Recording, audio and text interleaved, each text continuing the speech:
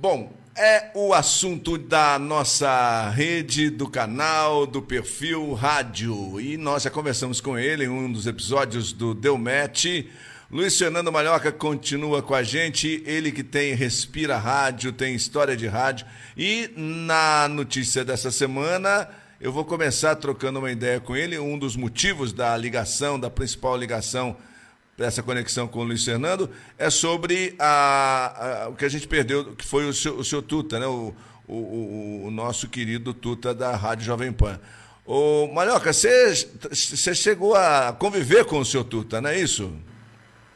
Olha, eu acho que eu preciso retroceder um pouco na história, porque eu tenho duas fases na vida que pouca gente conhece. A primeira, e todo mundo me carimba pela segunda. E tem uma extra ainda que, de vez em quando, acerta. Então, vamos lá. Eu comecei a fazer faculdade de comunicação e, obviamente, como em todas as faculdades, se dá ênfase à TV. Porque é mais famoso, porque tem vários utensílios para você trabalhar com eles, e rádio é uma coisa que não se dá muito atenção. Então, eu trabalhei quase 8 anos na TV Cultura e aprendi tudo de televisão, mas tudo é tudo, entendeu? Eu fazia direção de TV, câmera, edição analógica, cortando fita de 2 polegadas da Ampexa. Acho que ainda acerto se tiver um teste desse. Mas era uma coisa, a faculdade mesmo criava a necessidade e a importância de você conhecer tudo isso nos bastidores. Aí fui trabalhar na TV Cultura e, de repente, eu recebi alguns clipes. Então era um show musical, se clipava, cortava um número musical e esse número entrava na promoção, vamos dizer assim. Então aí nasceu o que todo mundo chama de videoclipe, nasceu como filme, clipe. E eu tive a oportunidade, salvo melhor juízo, de criar o primeiro programa de filme e clipe da TV brasileira. Como a gente não tinha rede, não tinha conhecimento da programação, internet nem pensar, lá nos anos 70, eu não posso garantir. Mas eu tenho provas de que eu trabalhei antes do videotape, antes do Sábado Som, da Globo, e em paralelo, eu diria, com o Big Boy. Mas por que eu estou dando toda essa volta? Porque o trabalho em televisão é uma coisa completamente diferente do rádio. São linguagens diferentes, são maneiras de você se dedicar ao público de uma forma, às vezes são gravações de takes, você nem vê o projeto todo.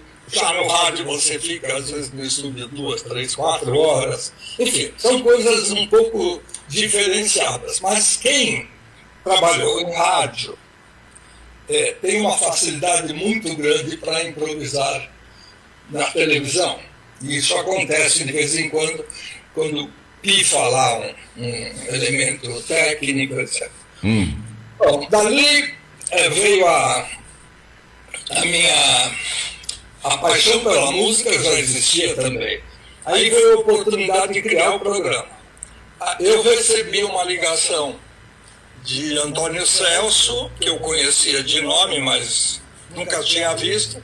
Ele falou, vem cá, vamos conversar e tal, e sugeriu que eu fizesse um programa de rádio com os moldes, ou nos moldes, daquele programa de TV. Obviamente, na televisão a coisa chamava atenção por causa do movimento, da cor, do filme em si.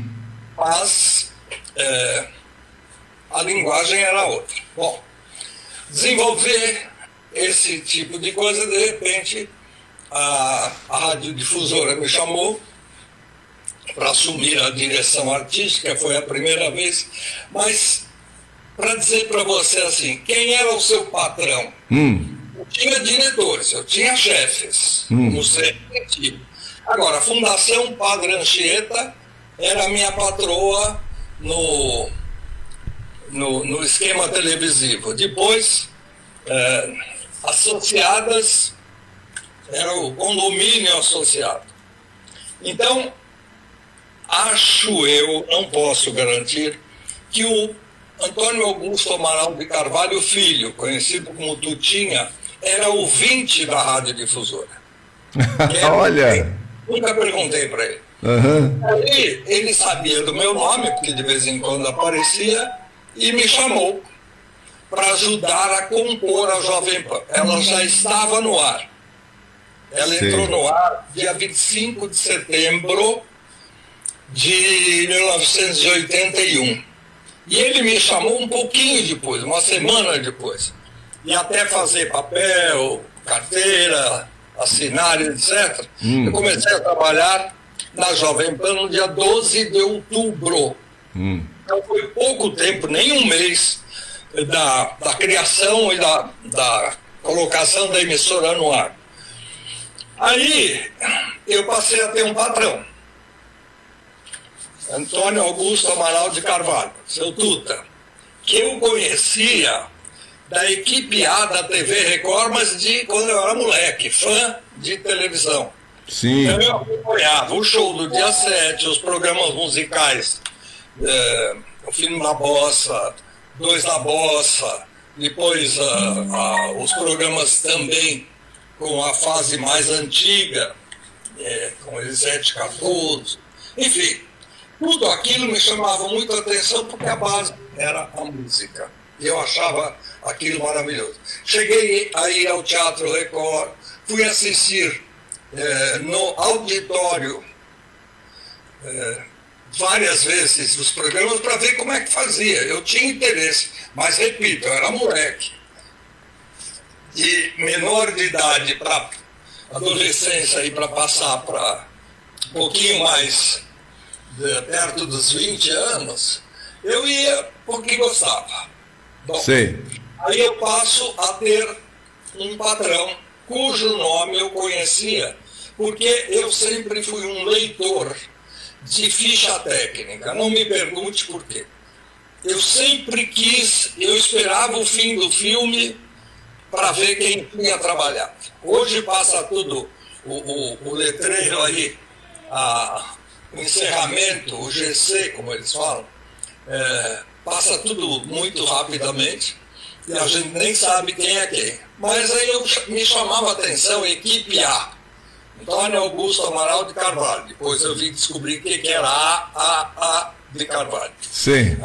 Tinha o Newton Travesso, o conhecido autor de novelas que durante muito tempo foi da Record, era uma pessoa muito ligada a texto, né?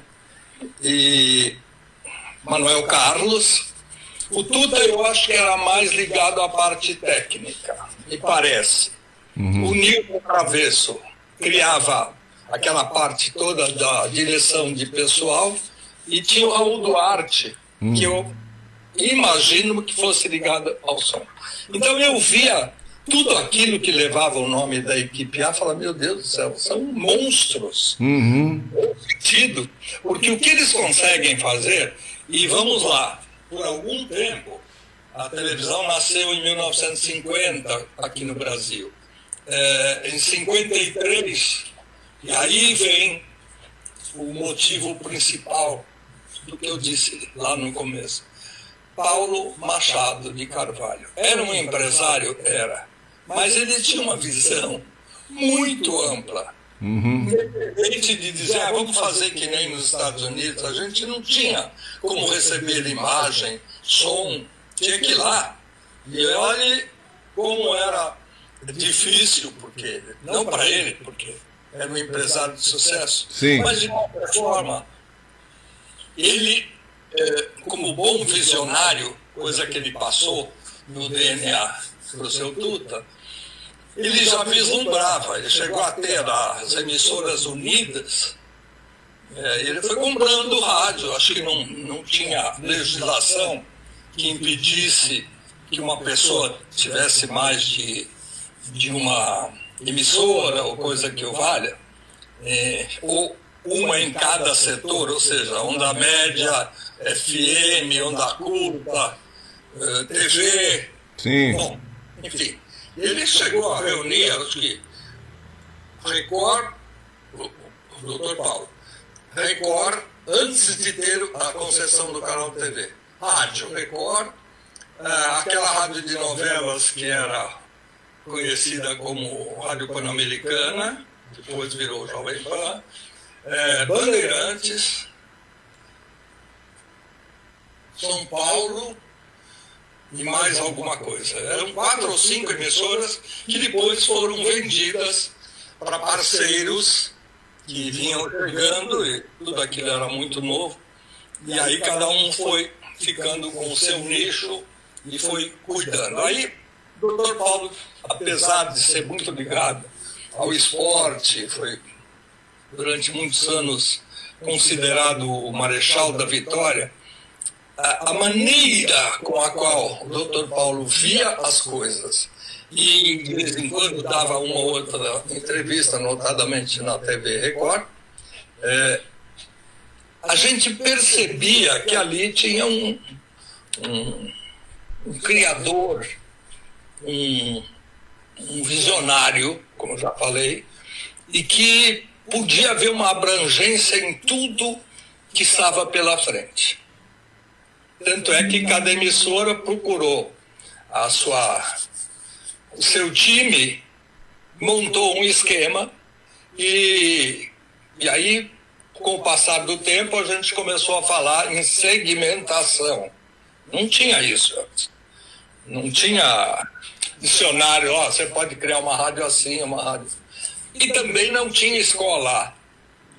Na escola você aprende, na faculdade, você aprende uma série de dados, truques, etc., que te incentivam a ir para frente. Então vamos lá. Eu aprendi a fazer muita coisa certinha. Eu só tive bons professores. Aliás, o bom de você ser um novato, eu entrei na faculdade na primeira turma da ECA. Então, quem era professor? Não tinha ninguém formado pela ECA. Eram os homens e mulheres que tinham nível universitário, que é exigido pela lei, e essas pessoas passavam aquilo que elas tinham. Então, tinha, da parte técnica era um engenheiro, da parte jurídica, um advogado, e a gente ia aprendendo um pouquinho de cada coisa. E na parte de criação, idem.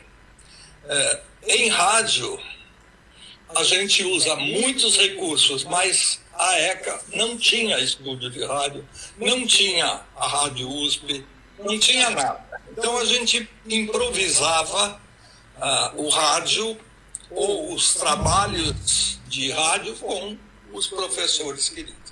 Mas a faculdade, isso é uma das lições que o seu Tuta me ensinou.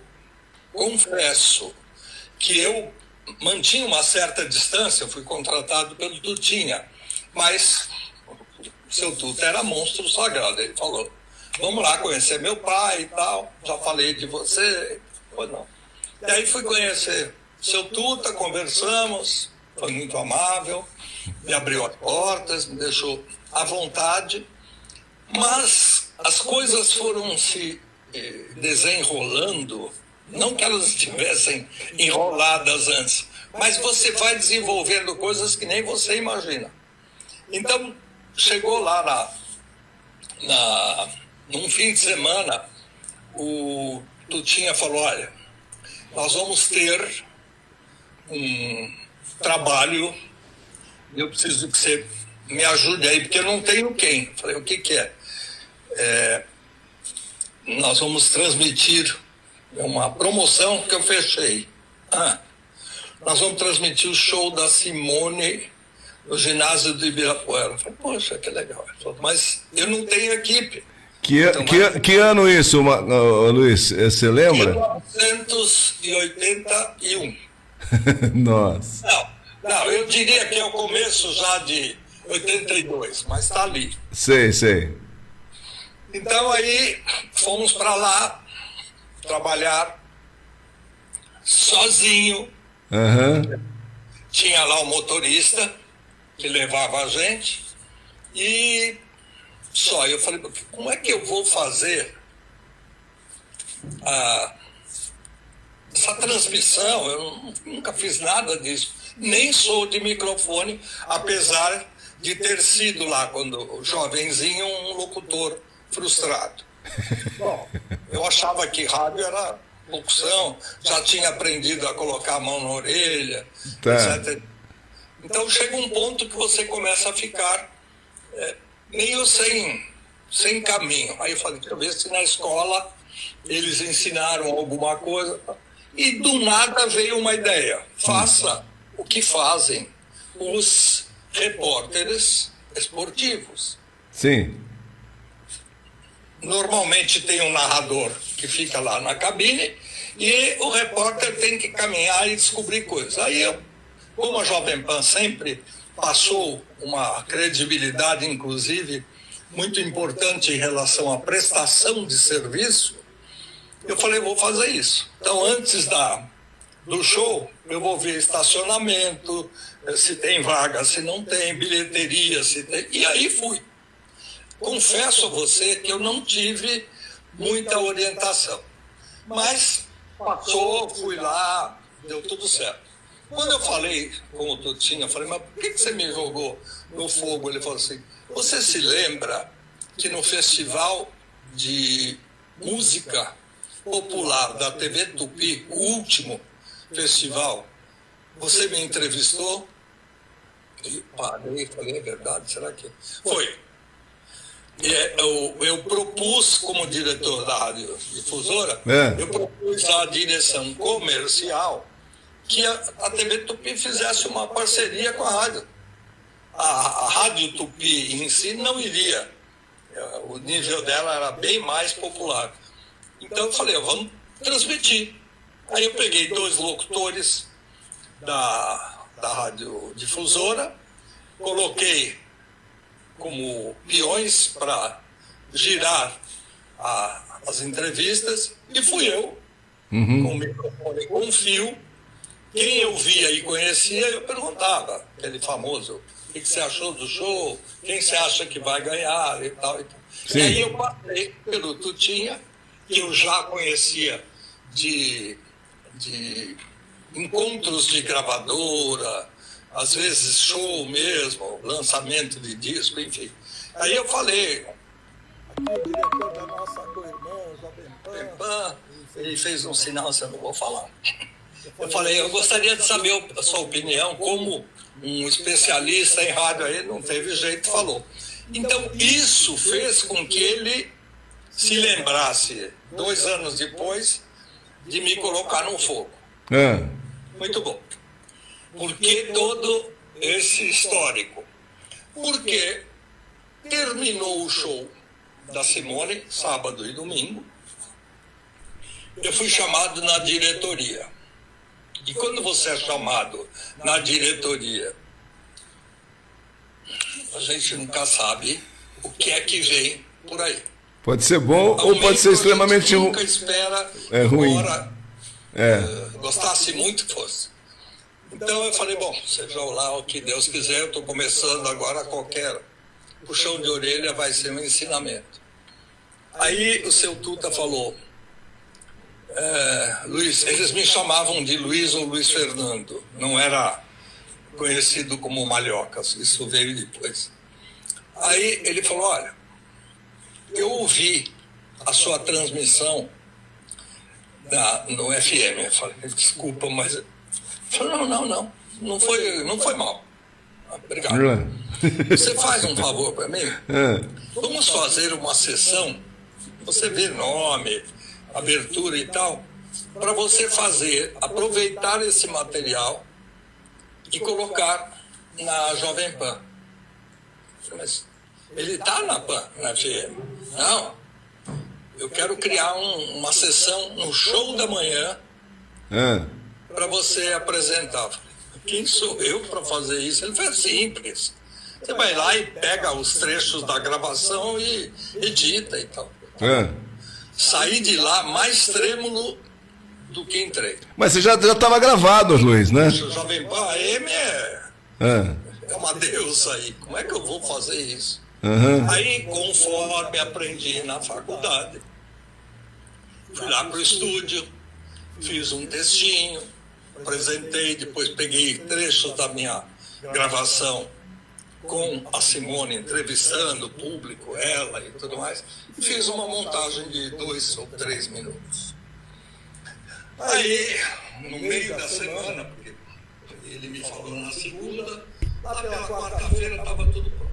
Aí, com todo o garbo possível, eu peguei o elevador no 14º andar, me dirigi ao 24º, onde ficava a sede, e ainda é hoje, o Jovem Pan News Online, tudo que tiver, a princípio no 24º, e depois ocupam outros andares para produção.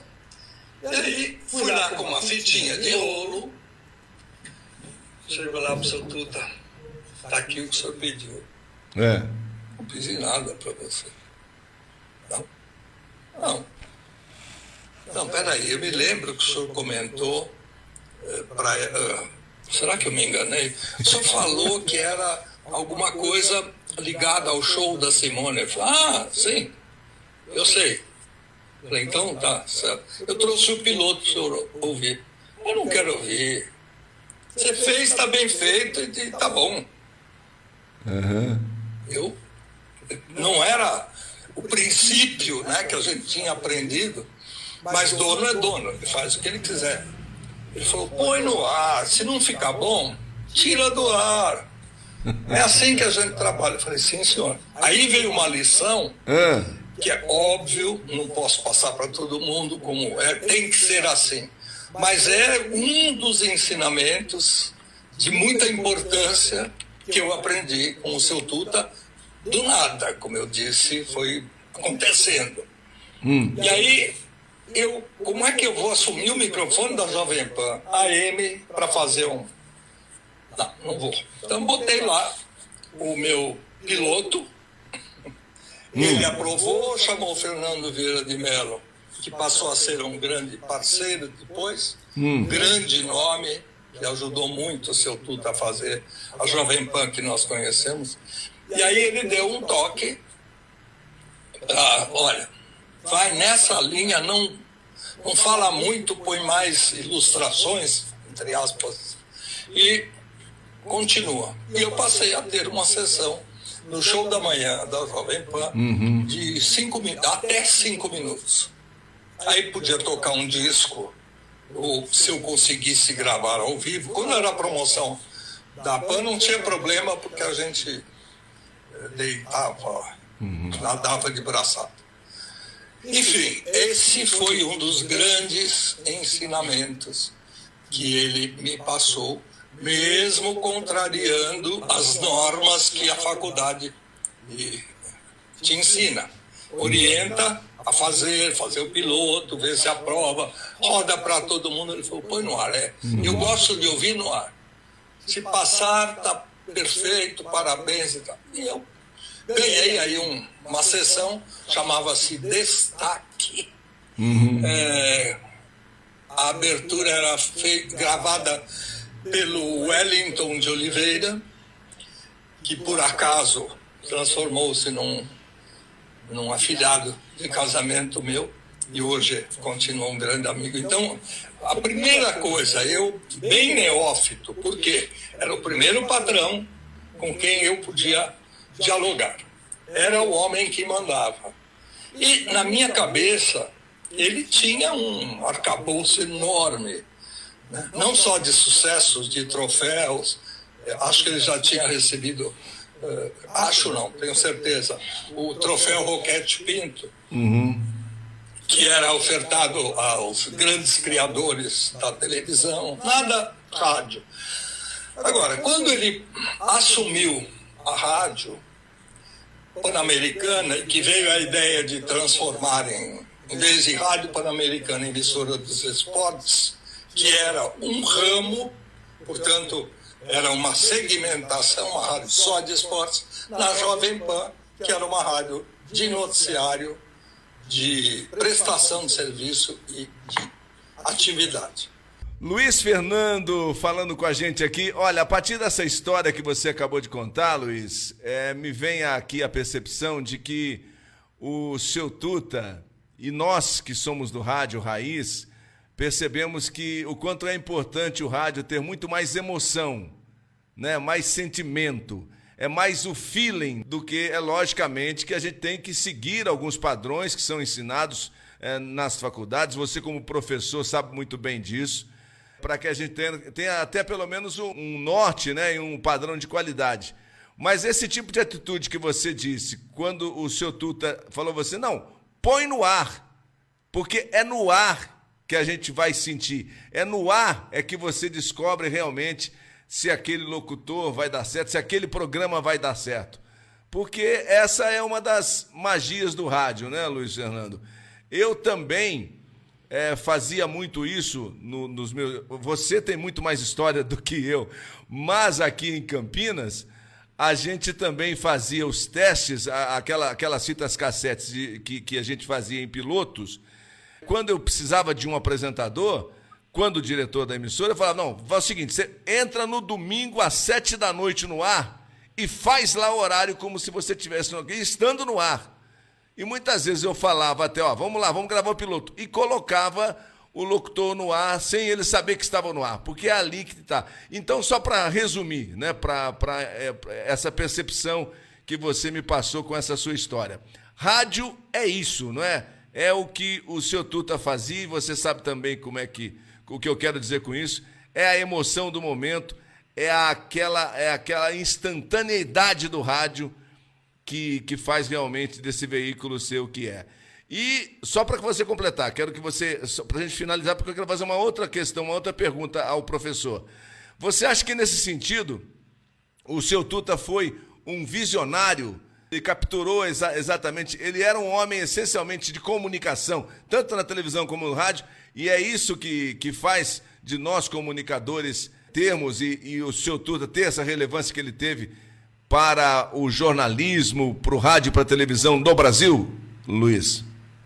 Olha, como eu disse, eu não conheci o passado dele a não ser como espectador. Mas eu acho que ele tinha uma ligação muito forte com a parte técnica. Até porque a família toda trabalhou na TV Record. Tutinha foi um excelente câmera, excelente diretor de TV. Não é à toa que o Pânico na TV acabou dando certo, porque ele já trazia tudo isso, não só no DNA, mas como na experiência que ele teve a oportunidade da família permitir. Falou, vai lá e trabalha, vai aprender. Boa. Bom, eu vou só contar mais um pedacinho de algo que você me fez lembrar. Quando eu estava na difusora, eu tinha por obrigação selecionar músicas, apresentar ao grupo de programadores, mas eu sempre com medo do jabá, daquelas coisas que falavam tanto que a gente não tinha provas. Eu falei, bom, eu vou começar a escutar músicas que eu acho que tem a ver com a radiodifusora e vou colocar para os programadores escolherem qual é que deve entrar, qual deve sair, aquela coisa do listão. E de repente, nesse período de 78, Maria Bethânia gravou um disco, um LP, para quem não se lembra, é o tal do vinil. Vinil é o representante atual da família. E aí, eu recebi uma fita cassete. O meu Fusquinha tinha um rádio um pouquinho complexo, até porque pegava o FM estendido, era feito no Japão, a gente achava estranho, como é que eu posso ouvir Jornal Nacional, som de novela, porque à esquerda do dial a gente conseguia lá, mexendo ou no push button ou no sintonizador, chegava a isso. E hoje ainda existe rádio que vem no seu próprio carro com o CD, o tocador de CD, CD player, e aquele tempo era tocador de fita cassete. E eu tinha por hábito ouvir a música não na minha sala, até porque eu achava um desperdício. Eu preciso falar com as pessoas, eu preciso ouvir a rádio, vou ficar ouvindo fita aqui. Então eu ouvia fora, mas ouvia como se fosse no ar. Porque aquela situação de estar dirigindo e ver qual música caía bem. E nesse LP de Maria Bethânia, eu gostei de uma música e que achei que ela tinha um pouco de força. Aí, obviamente que eu não era nenhum sabe-tudo, até hoje não sou, e eu levei para casa a fita e falei para minha mãe, dá uma ouvidinha aqui nessa música, veja o que a senhora acha, eu vou tocar na rádio, pelo menos pretendo. Aí a Bethânia começou a cantar e a minha mãe continuou.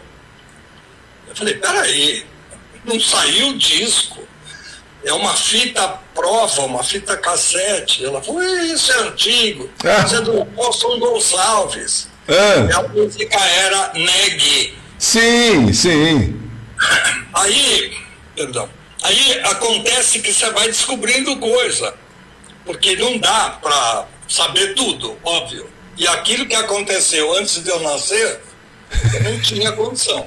Eu me lembrava muito de músicas antigas, porque a minha mãe, que era afinada, cantava razoavelmente bem, ela cantarolava músicas que depois eu vinha descobrir. O High Lily, High Low, por exemplo, ela estava sempre. Depois passou a ser a noviça rebelde, mas lá no comecinho, eu devia ter lá meus 5, 6 anos, eu me lembro dela cantarolando essas músicas e tal. Bom, voltando para a realidade.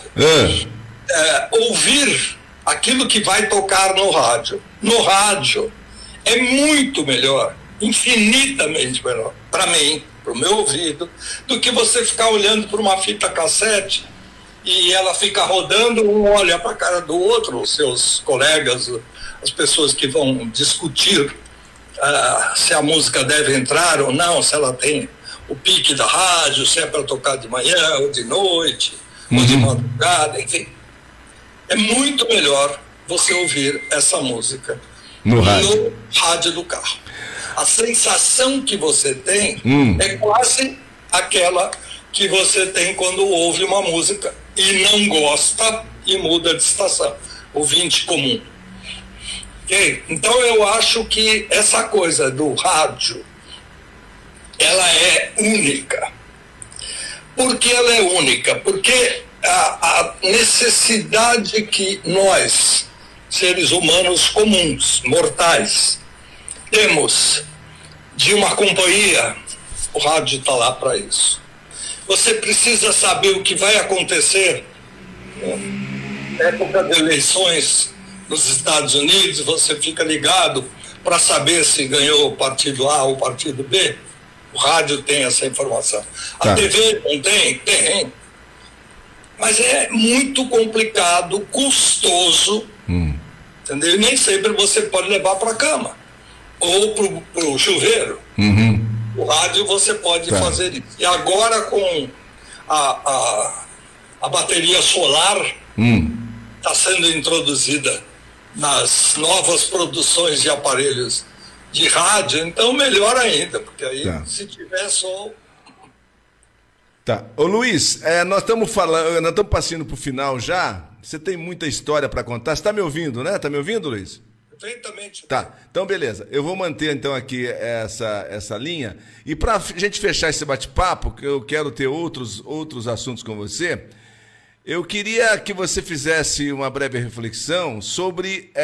a gente sempre comenta aqui nos podcasts sobre manter a relevância do rádio, que você acabou de dizer, que é um veículo que se moderniza, mas que, apesar de tão moderno, a tecnologia, é difícil acompanhar a tecnologia.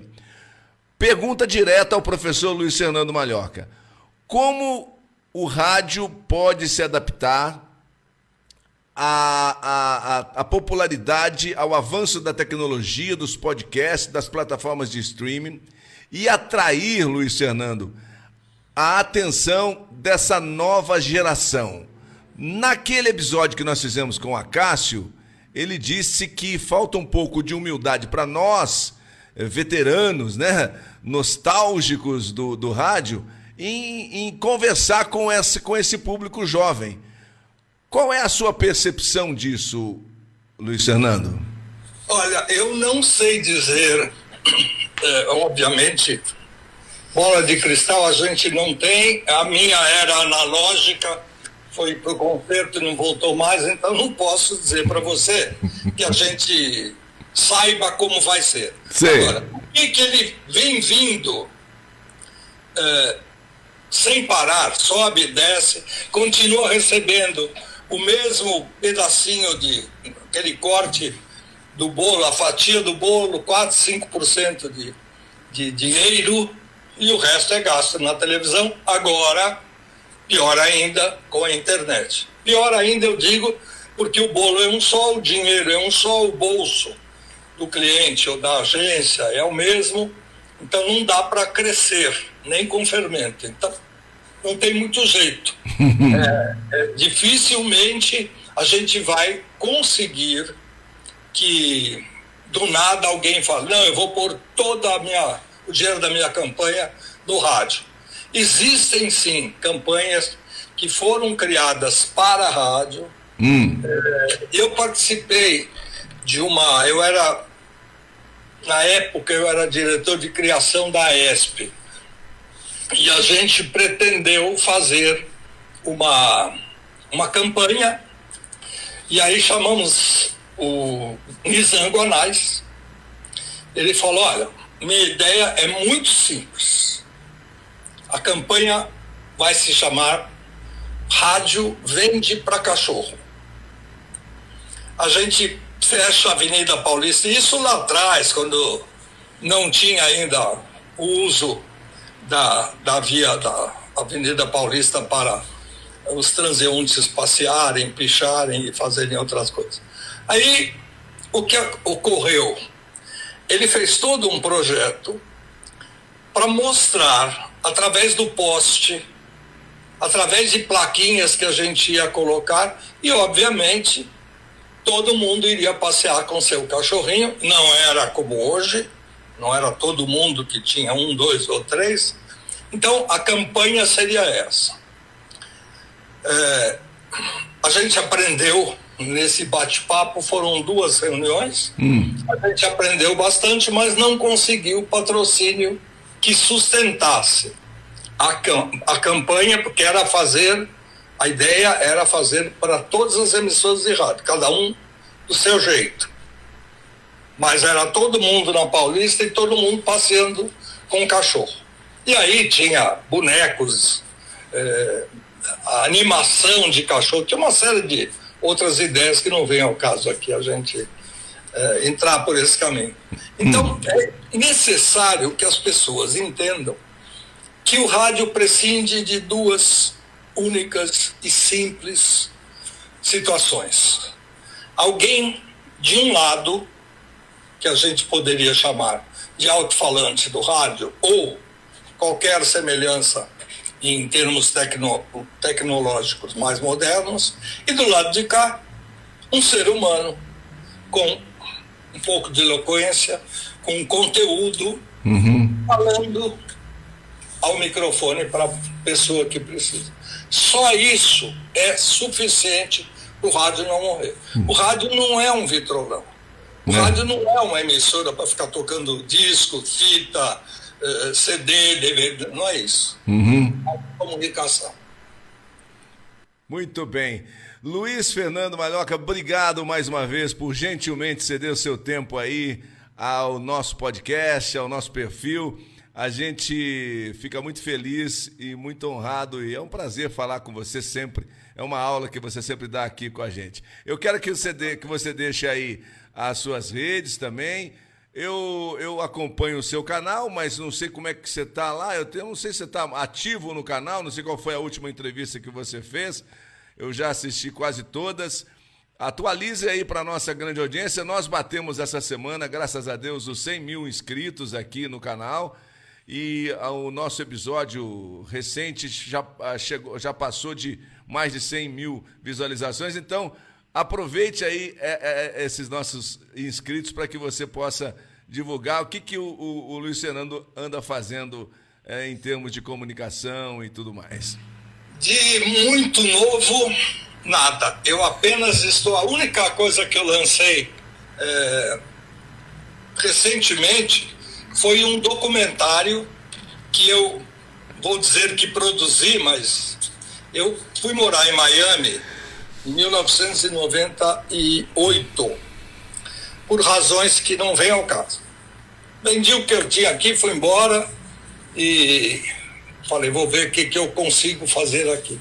E uma das primeiras coisas que eu fiz foi comprar uma câmera portátil para documentar alguma coisa, fotografar, fazer. Ela era moderninha, tinha tudo na época. Até o estilo, você podia tirar foto com ela para botar no meio da filmagem e tal, para fazer abertura, enfim. E aí, houve um dia, como tantos outros, no segundo semestre, em que um furacão foi anunciado e ele iria devastar parte da Flórida, como o fez, mas ia chegar a Miami, onde eu estava morando, um pouco longe da praia. E aí, nessa altura do campeonato, eu fui para a rua, tomei bronca da polícia, por 2 vezes me deram, o senhor não pode sair, tem que ficar em casa. Aí eu falei que eu era da imprensa e tal, e filmei o que deu para filmar. Fui até a praia. Aí, o furacão perdeu força, chegou até perto da praia, ficou aquele chuvisco chato, direto, que não para durante 1 ou 2 dias, mas não destruiu a cidade de Miami, o condado. E aí eu fui gravando um atrás do outro. Não editei, porque não tinha como editar, não tinha equipamento para isso, e virou um documentário de 30 minutos, ao qual eu dei o nome de Before the Day After, ou seja, antes do dia seguinte. Sim. E aí mostra como é a preparação para que as pessoas se cuidem, se protejam quando é anunciado o furacão. Diga-se de passagem, todo mundo recebe um kit da Defesa Civil local, que tem lanterna, que tem alguma coisa de sobrevivência assim, básica, e um rádio com 2 pilhas sobressalentes. Exatamente, boa. Muito bom. É só entrar no YouTube, Luiz Fernando Malhoca, com 2 Cs, e lá você encontra uma série de títulos interessantes. Eu ainda não estou na fase, em 2025 eu pretendo fazer cortes, palavra que voltou à moda, com trechos daquilo que eu já entrevistei, até para poder mostrar frases importantes de impacto dos grandes nomes da comunicação. Muito obrigado, Luiz Fernando, por mais uma vez atender a gente, tá bom? Vai pro ar agora vai pro ar. Isso aí você vai assistir. A gente fez de uma maneira aqui artesanal essa live, né? Por questões, por limites tecnológicos que ainda a nossa geração sofre, né? Precisa chamar sobrinhos, netos para poder ajudar, mas graças a Deus nos saímos muito bem. Um abraço mais uma vez, muito obrigado, grande amigo. Até a próxima. Um grande abraço a toda a equipe e a quem nos vê também. Um abraço. Tchau, tchau.